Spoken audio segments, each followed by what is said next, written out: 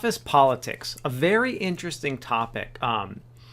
One that can get you promoted, could get you fired, could put you in a great position, an awkward position. It's something that's very, very, very important, especially if you're seeing these people day to day. If you're on a virtual team, it's a little different. But when you're seeing someone face to face all the time, you'll start to notice that within offices, there are certain cliques, and there are people who seem to get along better and go out and do things together and become friends. Now, what I'm going to do is I'm going to explain some social ways to get involved in office politics, some types of impressions you should have, and then give you some general tips. But the real question is, do you want to play? Do you want to be involved in office politics? We like to think that it's hard work that gets us ahead. But that's not always the case, because what do you do when you have 3 people, they're all working hard, and you need to promote someone? Who do you choose? Do you choose Bob or Susie that you're good friends with? Or Carl that you don't really talk to? He kind of is quiet. They're all hard workers. They all have similar performance. Who do you choose? You're going to choose the person that you probably know and like, right? It's favoritism. No matter what, it's always going to exist, especially when people are even in hard work.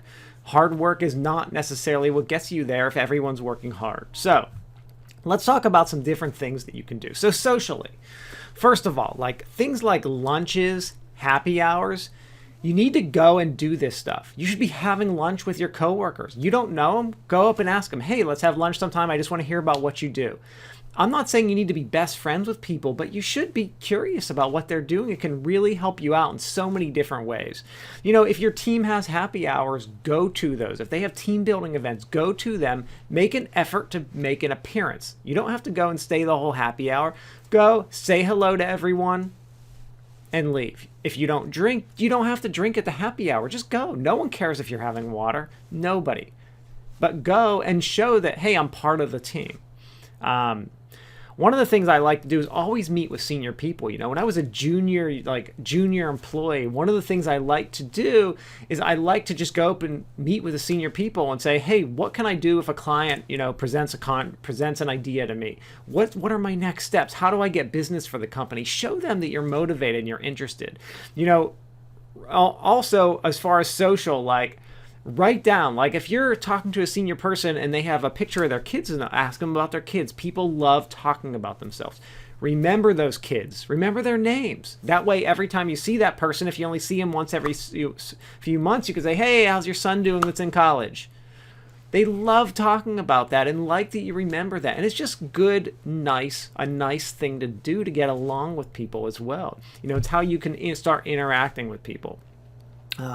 If you notice that there are certain cliques in your office, sometimes it's really apparent there really are. It's almost like you're back in high school. Sometimes there's not, but I've seen a lot of them that can happen. Make sure that you're friends with those people, and also make sure does that clique have a reputation? Because there can be a clique in a company that's actually a bad thing, that people are you don't want to be seen with those people because they're known as slackers. Why are they still working here? Different question. But, you have to kind of know, hey, these are the people that are really moving fast and they're all working together. They're good. They're all stars. That's where you want to get in and talk to. All right. Okay, so some impression type things. So first of all, you're always busy. You're always busy. You have to always be busy in the office. When you talk to people and they ask you, oh, how are you doing? I'm really, really busy right now. If you say to people that you're bored, you're going to start to come off as a slacker. Oh, what are you doing today? I don't really have anything to do. I'm just kind of bored today. You say that to 2 or 3 people every day for a few weeks, and all of a sudden you got a reputation as a slacker. Oh, I'm really busy.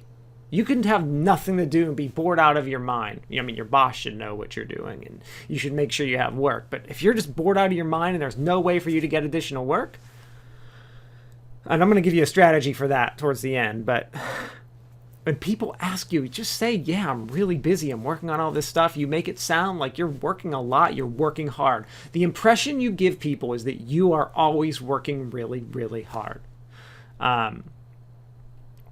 Unfortunately for me right now, that is my life. I'm not just saying it. I am working really, really hard in my profession. So, sometimes people really are, but you always have to come off that you are. All right. Coming in early, leaving late. Now, I'm in a position now where I work from home most of the time, so that's not as important. But when you're working in an office, you'll notice that those senior people, look at their patterns. Does your boss come in at 5 a.m., 6 a.m., and no one's there? Do they stay till 7 p.m. some nights, 8 p.m., 9 p.m. when no one's there? Make sure that you know what their patterns are and you start to mimic them. I don't mean you have to come in early every day at 5 a.m., but you know what? On a Friday, when you know all your fellow coworkers slept in, because it's Friday, everyone went to happy hour, it's the end of the week, everyone's coming in a little later today, but your boss comes in at 5 a.m., come in at 5 a.m. When you come in at 5 a.m., purposely go to your boss's office and say hello. Say, isn't it great coming in this early and working? You know why? Because they made a mental note that you were a person who didn't sleep in that day, that you came in and you're working really hard. You don't have to actually work any more hours than anyone else. It's all because you could leave early that day because you came in early. It's all about the impression. Same thing if they're staying late. You don't have to do this stuff every day. Do it once every few weeks. Come in early, stay late. It's the impression you're giving to senior people. When they look and they're looking for that promotion, who is going to get promoted? Hey, Jim comes in early. I've seen him at 5 in the morning sometimes when everyone else is sleeping in. He's the one that's going to get that promotion. All right. Make sure that you're heard. And that's really goes along the lines of making sure, when you have cool ideas and different ideas, make sure you're going to the right people. And as I said, like going and meeting with your senior people that you might never really interact with, go meet with your boss's boss. I don't mean go meet with them over your boss's head.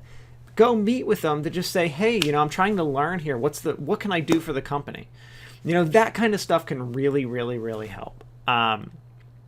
And to go along with that, make sure you know if your supervisor is actually holding you back and figure out a strategy to meet with your boss's boss to kind of figure out how you can go through that. And that's just really forming a relationship with that person so that you're comfortable going to them and say, hey, I'm trying to work on this. Can you give me any insight? They may just say, go talk to your boss, but you don't know. If you form that relationship, they may be able to help you out. So another thing is, so this is especially if you're bored, but even if you're really busy, step up and initiate new ideas. People like it. Now there may be people who are competing with you that are against some of your ideas, but it's not a bad idea to present new ideas. Present change. Doesn't mean it has to be done, but say, hey, have we ever tried it like this? Especially, one recommendation is always look. So many companies just don't follow like PMBOK or project management standards. Look at them, especially like quality things, and say like, hey, if we did this on our team, that might be really helpful. Something that's really simple. Even sometimes I'm on a project that doesn't have status reports. Say, hey, look, I created this template for status reports. Can we start using this? Little things like that can help get you promoted and can be really good. Leave a good impression on yourself. All right, so what are some other tips? So be aware you always have a choice in how you're going to do this. You're put into it, but you have a choice how you act, right? It's up to you. I would highly suggest you come up with a strategy. What kind of impression, when you start a new job or a new position, or even today in your current job, come up with and say, what kind of impression am I giving people? How do I think they see me? Reflect on that. And then come up with a strategy using things that I've just went over or other things out there or things would work. Come up with a strategy and say, I want to present myself like this. Here is how I'm going to get there. Do that and start actually following it. It can really help and make a difference. Focus on your circle of influence. Don't take sides if you don't need to. If two people are kind of against each other, you don't necessarily have to get involved. You may be able to listen to both of them and offer support to both. You don't have to say, yes, I'm against that person, because that person might end up, somehow winning, becoming boss, and all of a sudden you're in a bad position. Don't get personal. You hear the mob say this is business, not personal. Seriously, keep your emotions outside the office. It is business. Come up with that strategy and stick with it. Even if that strategy is like eating you alive inside, you have a strategy, you have to get to point B. Because once you get there, you know what? You got to let that ego go. Forget that. Come up with your strategy and follow it. And always think that you're going to win. Have positive thoughts. Come up with your strategy and say, I'm going to do this. This is how it's going to happen. And you keep at it. It can really pay off. Thank you.